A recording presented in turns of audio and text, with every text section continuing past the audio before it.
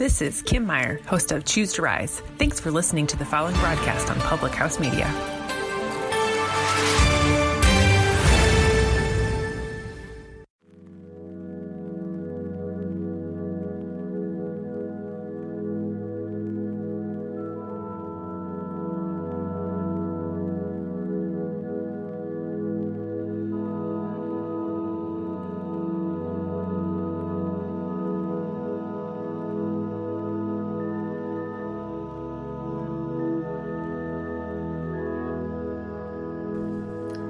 Hello everyone, this is Selena and you are listening to Stories from Planet Earth.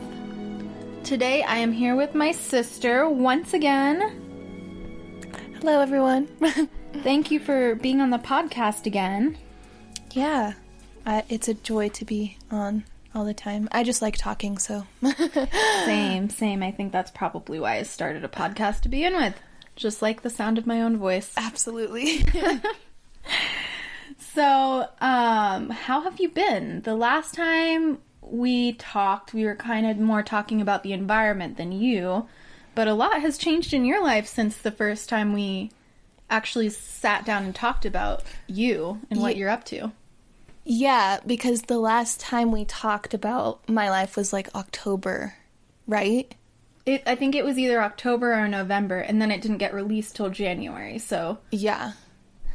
Yeah, it's been quite a while. So, a lot has changed. I had 2 jobs in that span, and then now I am going to realtor school and taking acting courses.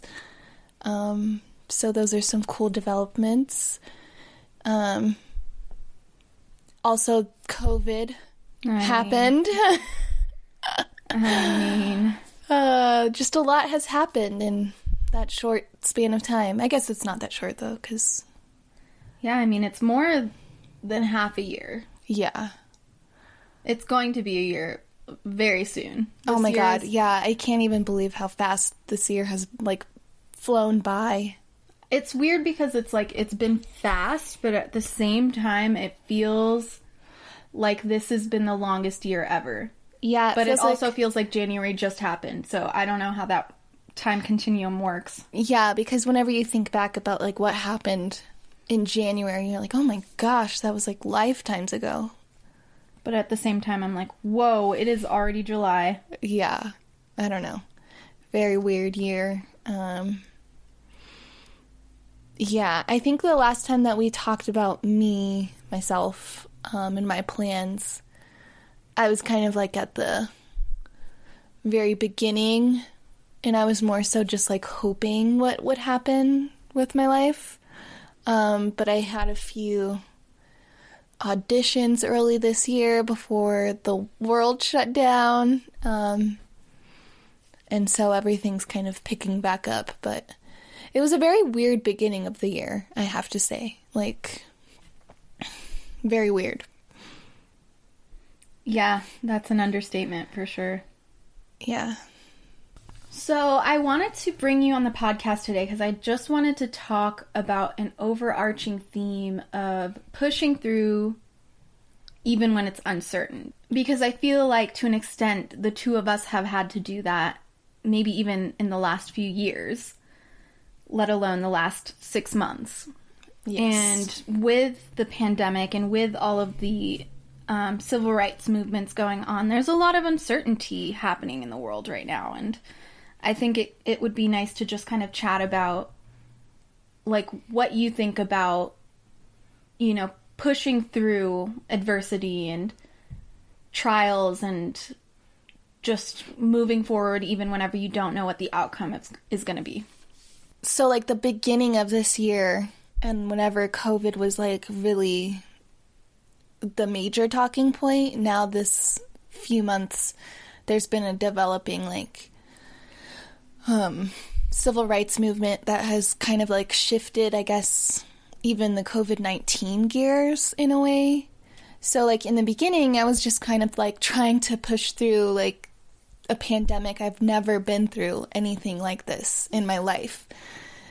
So it was very, like, strange to see the world you know, in quarantine, and then just seeing all of those numbers of people passing, those numbers rising, it's very strange, and I don't think I can really conceptualize it still.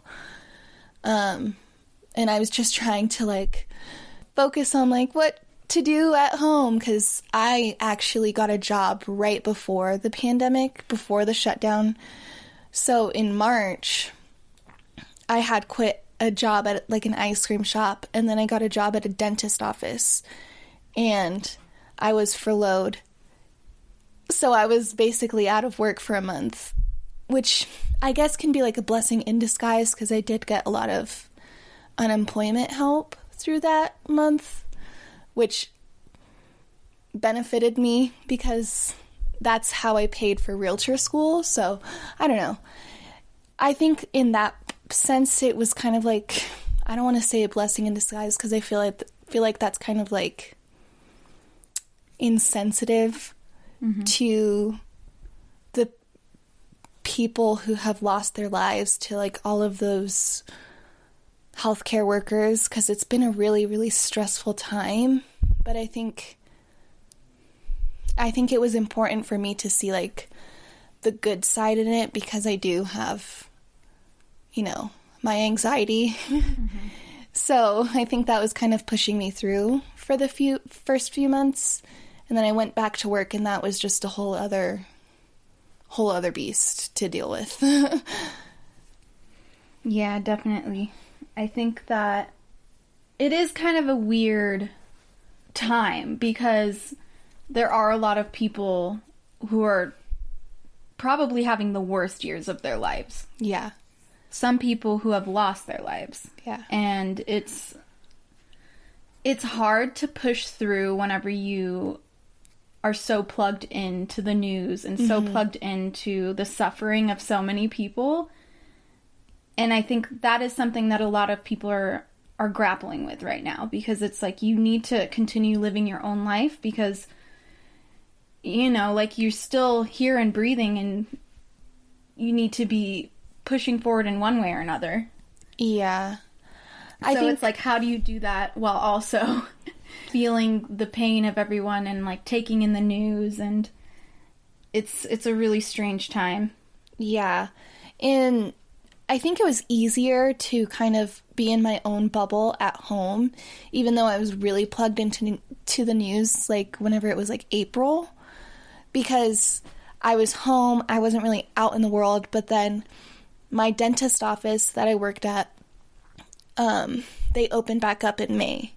So I went back to work, and it was just like super scary, just understanding the gravity of everything. Like in real life, we had COVID screenings every day I went to work, and, you know, the dentists, they would wear these like, you know, the PPEs, they'd be fully decked out in these like face shields and everything.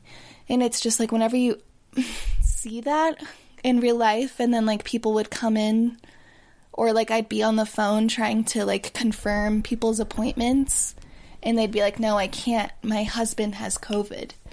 I think it became more real for me. I wasn't able to kind of push it on the back burner, because it was very like in my face.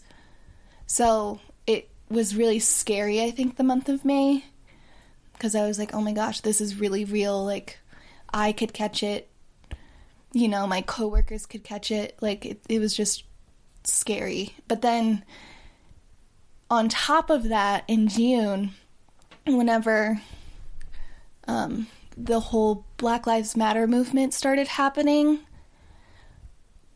that was a whole other thing on top of everything going on right now. So I guess in the sense, like, I think that for me is much easier to move through, because I understand what it's like to be a person of color, you know?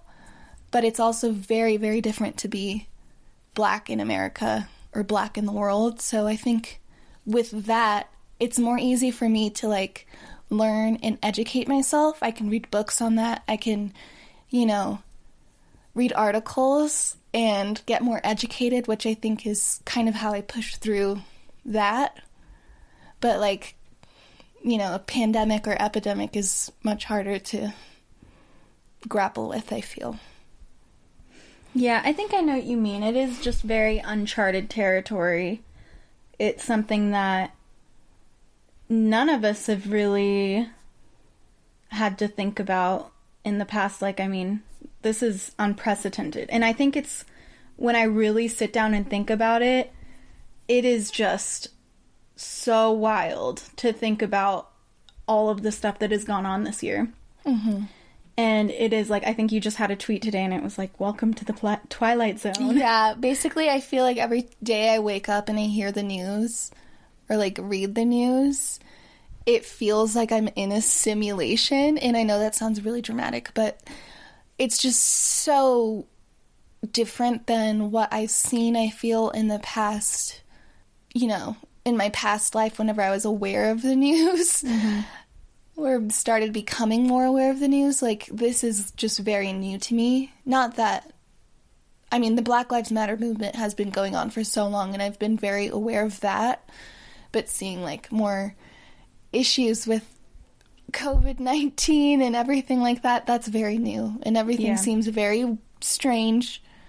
And I think that's another way I grapple with it, is I like to joke a lot. So I just, you know, deal with it by joking. Yeah, that's kind of like the whole younger generation, I feel like. Gen Z just joking about their traumas. Yeah, I think I've had practice, so. Yeah. But yeah, it is just such a strange time. But despite it all, I think that this is like a really important year. I do too. I think that, well, COVID is hard to justify because you can't really justify lives being lost. You know, in any situation where lives are being lost, you can't really justify it. But I do feel like this whole situation, this whole year has uncovered so many things that maybe people haven't really thought about or realized. Like, I think it's uncovered a lot of racial disparities within the healthcare system.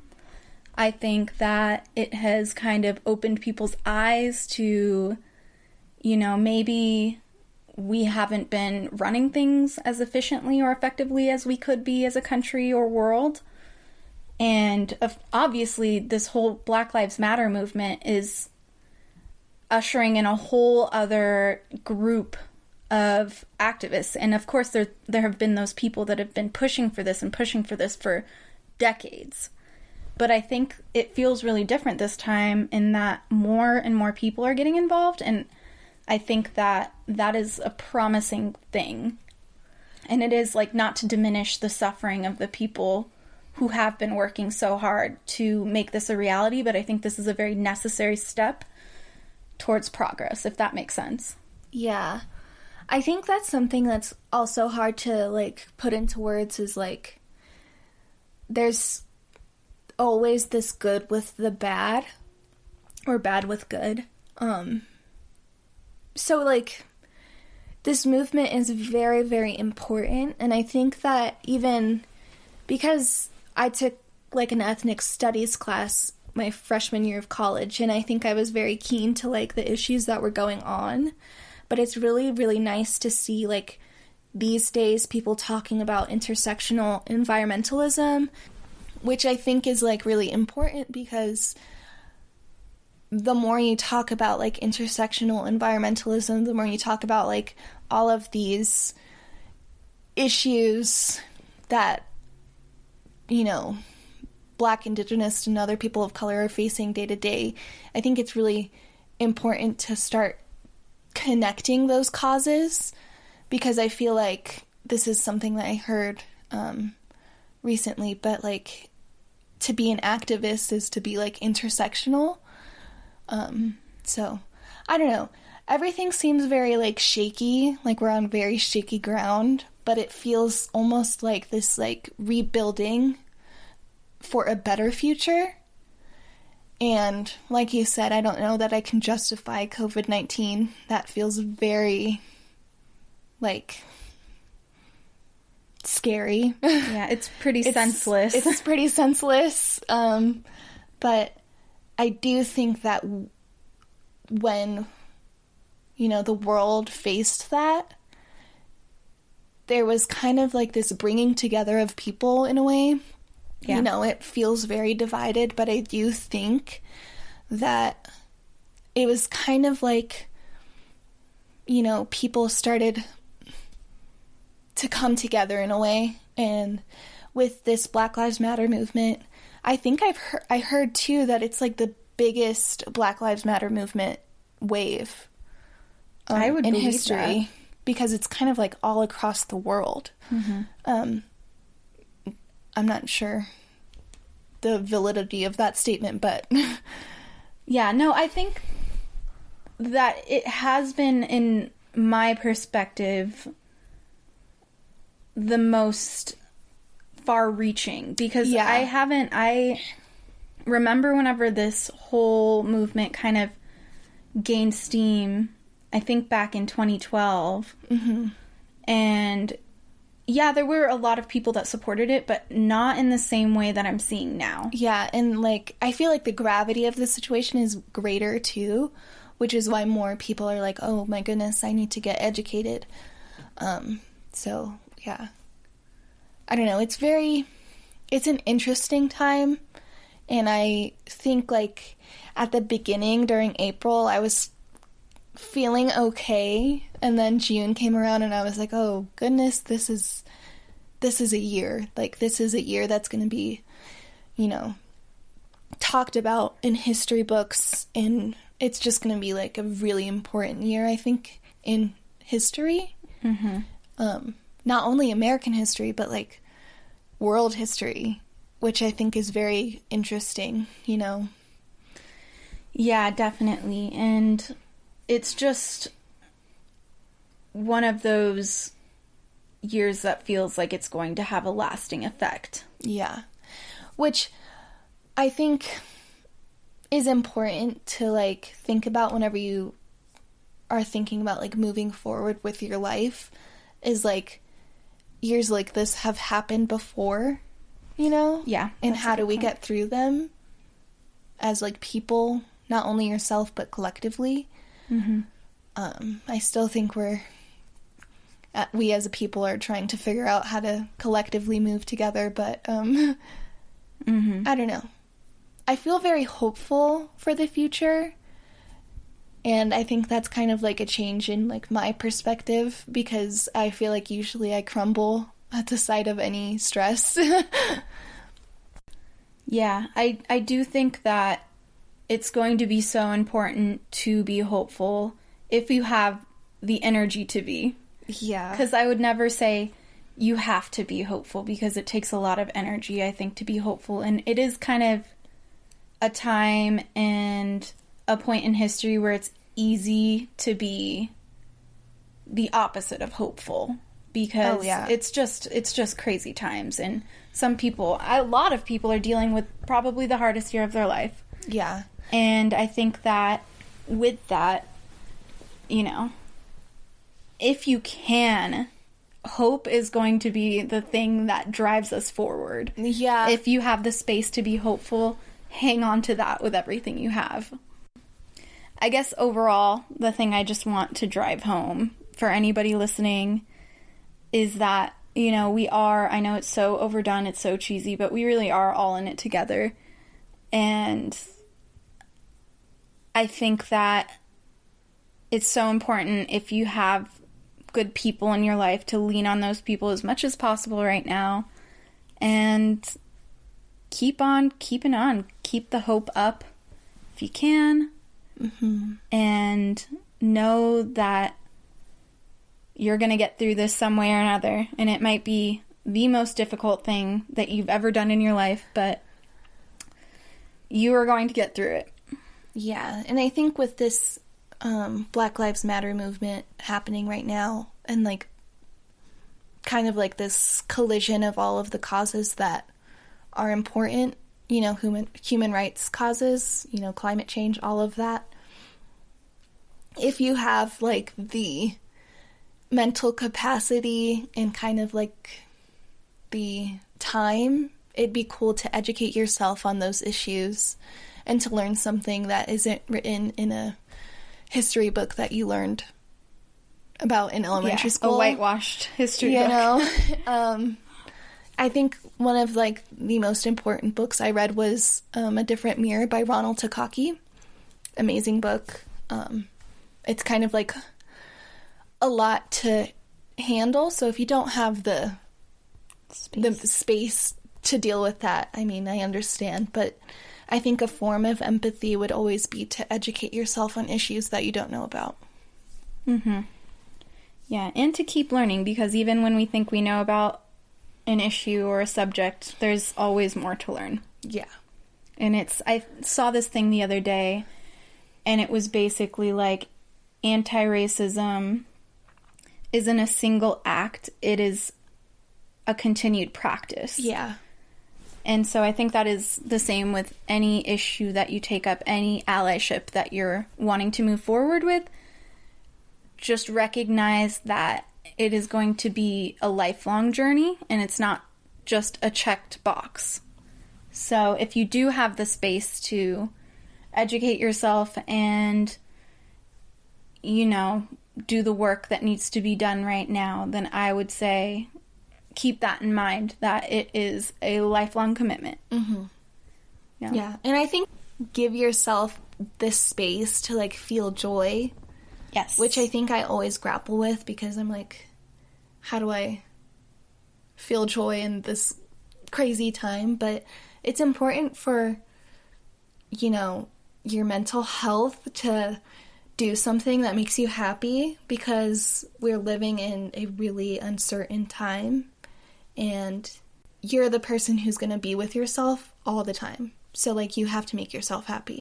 Yeah, I think that is a really, really important factor in keeping afloat in these times too, because it's not selfish to feel joy right now. It's not selfish to continue enjoying your day-to-day life if you can. And I think that joy is a little bit different than happiness, in that joy is the contentment in the little things, the contentment in the privileges that you have, the contentment in what you're grateful for, whether that's having a home, having running water, your pets, your family, friends, that is joy. And I think that it is so important to have that practice of gratitude. And even when things are really hard, if you can, just try to name those things you're grateful for. And that is where the joy lies. Yeah, and don't beat yourself up, too, to find these, like, things you're grateful for. I think it's all a balance, because, like I said, we're living in a really stressful time. So, I don't know. It's all balance and learning and unlearning. Yes, definitely. But we've got your back, and you know, if you are listening to this and you need, you know, to vent or to, you know, commiserate on the world we live in, my DMs are open. If you got my number, you can call me anytime you want. So, yeah, basically, I just wanted to kind of chat about that a little bit, and I thought that you'd be a great person to talk to, because I know we've both been kind of going through it the last few months, as the whole world has been. Yeah. I just wanted to do, before we sign off for today, to kind of lighten the mood, some rapid fire questions from conversationstartersworld.com. This sounds interesting. Okay, are you ready? Yeah, I think so. Maybe. Is cereal soup? Why or why not? Yes, because the milk is kind of like a broth, and the cereal that you eat is the meaty part. In 40 years, what will people be nostalgic for? In 40 years? Oh, man. I think I'll take it personal and say I'll be nostalgic for always Avatar. forever. And this new resurgence of people watching Avatar will make them nostalgic for it. Yes, definitely. What is a childhood movie or show that completely scarred you? I don't know what it's called, but it was about this dog who was like really close to its owner, and I'm gonna have to look it up, but it was basically like the dog was so close to its owner, and when the owner died, it just sat there and waited for its owner at this train station, and they have a statue of the dog now at the train station. Oh, yes, I know what you're talking about. Yeah, do you know? I just forgot the name of the movie. Yeah, it's on the tip of my tongue, but I can't remember it either. Hey, if you're listening to this, send this to me. Send it to me if you know what that movie is. What is the most embarrassing thing you've ever worn? Embarrassing thing. One time I wore like a cheetah print bra. It was like in 9th grade. I wore a cheetah print bra with hot pinks like straps, and I forgot that the shirt I was wearing was kind of holey in the area of the bra, and you could see right through and see my cheetah print bra. Wow. Embarrassing. Classic. What would be the coolest animal to scale up to the size of a horse? I would like to see a ferret, because you just showed me a picture of a ferret. Long the boy. size of a horse. Yes. Because they've got that weird face, you know? I'd ride that into battle. I would too. Which part of your body do you wish you could detach, and why? Oh, that's a weird one. I wish I could detach my feet, because I hate feet. But also that's kind of concerning, because how would I walk, you know? But you could put them back on. I could put them back on. Yeah. Okay. My toes, then. Ew. I hate toes. All right, that's all I have for you. Thanks for just being my go-to guest whenever I need a guest. You're welcome. I will always be here. I like to hear myself talk. Yeah, same.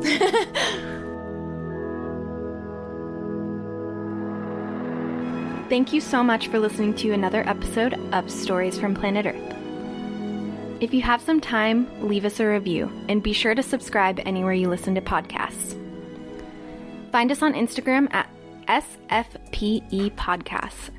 I'll talk to you next week.